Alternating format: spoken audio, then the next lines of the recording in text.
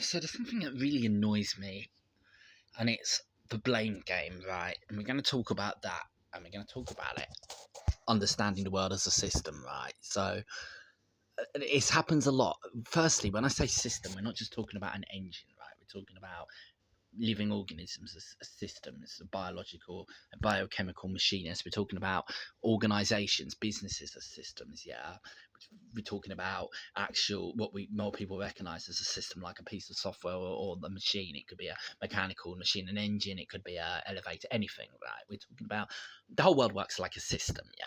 So it's like lots of subsystems within other systems. Yeah, and then there's a system that you might call society, and it's all like a system, right?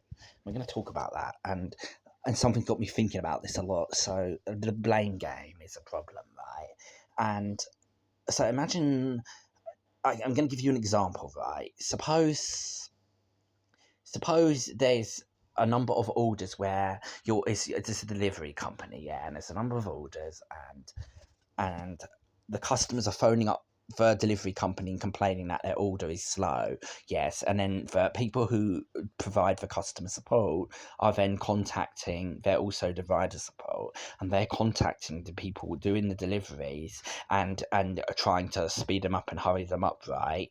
Well, the problem is though, the person who's waited for delivery in this case has waited for many hours for their delivery, and the actual reason for that is because something has been altered in the system, and the delivery drivers are no longer willing to go far enough to collect those orders because they're not getting offered proper pay to do it, right? So instead, the orders float around for ages, right? And no one collects it. And then the system eventually does something weird. It will lump it in with another order for a location, Brighton in this case, miles and miles away. Yeah. So the rider will then have to collect the first order, and they'll then have to go all the way 10 miles to collect the second order, deliver the second pickup, yeah, and then drive all the way back to drop off the first order, which is just down the road from where the rider collected the first order. And the rider is out there to make money. The system has offered them this order, so a lot of people will accept it, right? Even if it technically means the first customer has to wait a long time. So let's not just blame the person doing the delivery, but let's think about this, right?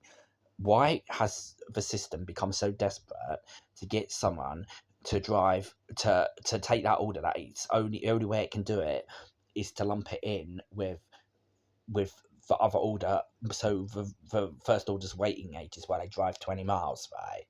Well, that's because the root cause of the problem is that the fee paid to the rider for doing the delivery, was reduced in an ill-sighted attempt to make a saving, to make money. So now people are, instead of getting their order in half an hour, they're getting it hours and hours later.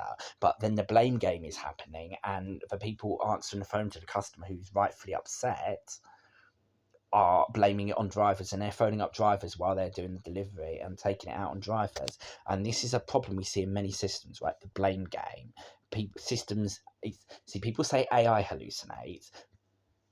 Lots of things, lots of systems hallucinate, not just AI, right? People hallucinate, organizations hallucinate, businesses hallucinate, right?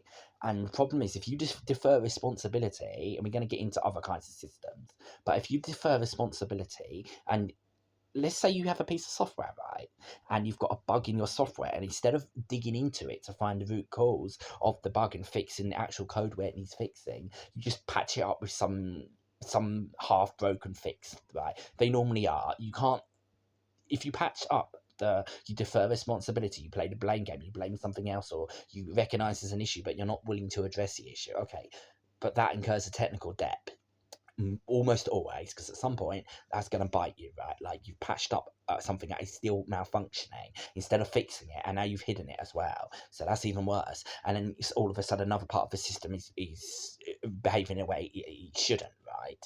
And now you've got to debug that, and now you've still got to fix the original problem. And this happens everywhere in the world. This happens, the blame game. People in suits, people who don't understand what everyone else is doing. No one does. That's how systems work. One subsystem does something, another subsystem has a defined interface with that subsystem. It knows how to speak to it. It knows how to interact with it, and it knows what that other subsystem is meant to do, but it doesn't know how it does it, right? It doesn't need to always know how it does it. When a part of the system tries desperately to understand how another part of the system works, that's called micromanagement, right? In terms of human resources, if people are doing a task, yeah, and in a system, let's say one CPU in a computer is double checking every value calculated by the other. Some just as a off the top example, right? Okay, now you've increased the cost, yeah, because you built redundancy, and you built redundancy into the system, and you might be happy with that cost, or you might have. That's a whole nother topic. We're going to talk about that another time as well. But what I'm getting at is the blame game. It's like a disease inside systems. If you don't understand what causes a problem in a system, then don't try to fucking fix it. Because how are you going to fix it if you don't even understand the cause of it? You're just going to patch it up. And when you do that, you often cause more problems. You break other things. And then you've got misinformation, right? The root cause hasn't been identified, and the blame game keeps going and going and going. Okay, so now no one wants to deliver new Haven orders. Well, maybe it's for delivery drivers. Maybe, for example, maybe we should force them to do them. Maybe we should alter the system so it penalises them if they don't accept that order. And then I'm not saying this is happening, by the way, and it's not to my knowledge. But let's suppose we do that, right? Let's suppose now we're gonna penalise the delivery drivers. So now the delivery drivers aren't making as much money. So now you're killing off their morale, you're killing off their motivation, you're losing employees. Now you've got employees circulating faster. As a better example of this, so let's suppose we play that blame game, right?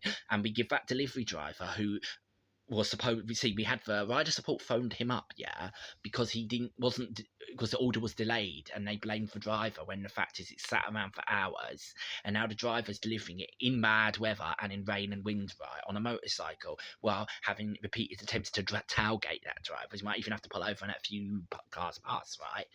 You don't want that, right? You don't want an accident. But let's suppose we blamed the driver instead, and we sent them a warning or terminated their account. Great. So we've just terminated the account of the person who's been doing deliveries for us for years and is reliable and knows what they're doing, right? Because we blamed them for something that wasn't even their fault, that the customer had to wait longer for their order. When the reality is the root cause of the problem is we aren't offering proper order fees on those orders. That's our fault, but we didn't want to investigate the root cause or accept it, so we played the blame game. So now we've got drivers circulating, new people who aren't good at the job, haven't done it for a while, who mess about, steal, that kind of thing. We're constantly adding them because we're losing the reliable people, right? Because we're playing the blame game. We're not understanding hidden cost, and we're going to talk about that another time as well. Hidden cost and hidden benefits, right? Because there's a lot of hidden cost and hidden benefits when you make any decision in life. And if you don't understand those, some of them are quite significant and it bites you, right? And a lot of companies, they make ill-sighted decisions. They don't understand the true scope of their decisions and the impact it has. They don't put the time into understanding it, or they go with what may or may not be misrepresentation of statistics and bad numbers, and they want to say they want something quick, they want it now, they want to patch it up like the person patching up their software. So they come up with a quick fix that ends up creating spreads it like a disease through the system, and this applies to all systems.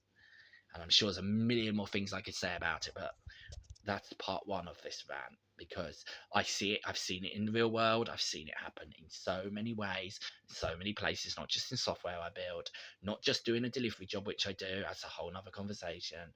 Why am I doing a delivery job? Because I'm actually quite good at software development.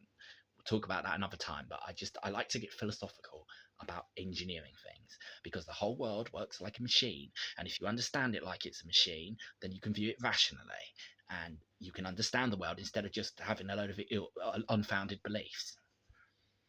So that's why this YouTube channel is called The Engineering Philosopher, because that's what I've been for a long time, and I've studied these systems in many different contexts and seen them at work and seen the bad decisions people make and systems make, and seen how the blame game happens and how and that is the same thing basically as patching up a bug in a machine, in a piece of software, or you've got a leak in a water pipe and you go and you stick some tape over it or something instead of a proper fix, and then that tape is contaminating the water, but you don't realize it, and now you're drinking it. It's kind of like that, right? It's like if you play the blame game and you patch things up and you don't fix them, you break other things. Which is why I don't do that when I build software. And we're going to talk about this more. I'm going to rant about this a lot more, but yeah.